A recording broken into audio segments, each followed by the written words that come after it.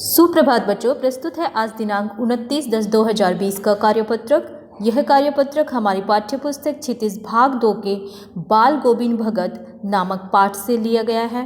प्रस्तुत पाठ एक रेखा चित्र है जिसे शब्द चित्र भी कह सकते हैं। इसे लेखक श्री रामवृक्ष बेनीपुरी जी ने लिखा है। आइए पढ़ते हैं आज का कार्यपत्रक।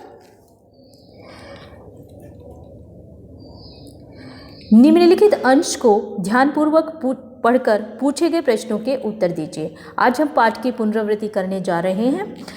तो क्षितिज भाग 2 गद्य खंड का दूसरा पाठ है बाल गोविंद भगत। रामवृक्ष बेनीपुरी द्वारा रचित बाल गोविंद भगत नामक यह पाठ एक रेखा चित्र है।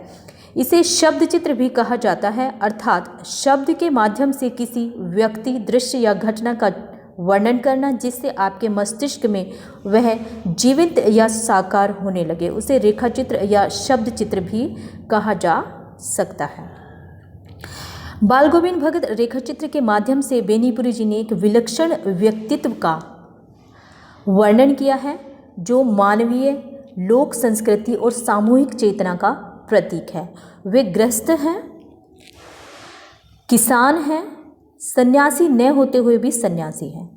यहाँ पर बाल गोविंद भगत जी की विशेषताएं बताई गई हैं कि वे गृहस्थ भी हैं, उनका अपना घर है, परिवार है, बच्चे हैं, किसान हैं, किसानी करते हैं, सन्यासी हैं नहीं, लेकिन सन्यासी जैसे उनके लक्षण हैं, उनका व्यवहार जो है सन्यासी के जैसा है, क्योंकि उनका जो व्यवहार है उसमें लोभ, लालच, स्वार्थ आदि नहीं है। इन सब से रहित वह सच्चे इंसान हैं। वे सामाजिक रूढ़ियों, कुरीतियों, आडंबर और पाखंड पर भी प्रहार करते हैं। तो ये सब हम आगे और जब पाठ को पढ़ेंगे तो आगे और उनके बारे में बहुत सारी बातें जानेंगे। तो बच्चों आइए जान लेते हैं आज के प्रश्न। पहला प्रश्न है कि रेखा चित्र की क्या विशेषताएं होती हैं। अभी हमने पढ़ा कि रेखा चित्र क्या होता है।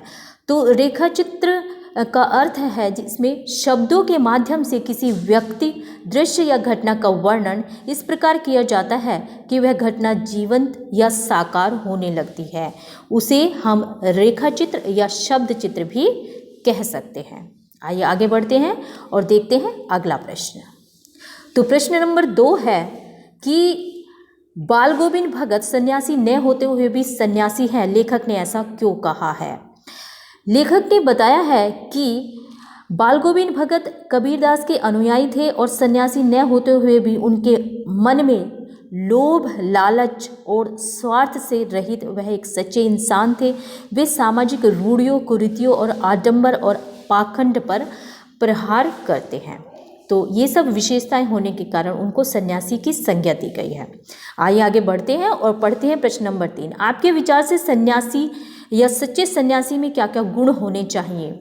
तो सच्चे सन्यासी में हमारे विचार से निम्नलिखित गुण होने चाहिए कि वह लोभ, लालच से दूर, सामाजिक कुरीतियों, आडंबर और पाखंड का विरोधी होना चाहिए। आइए आगे बढ़ते हैं और पढ़ते हैं प्रश्न नंबर 4।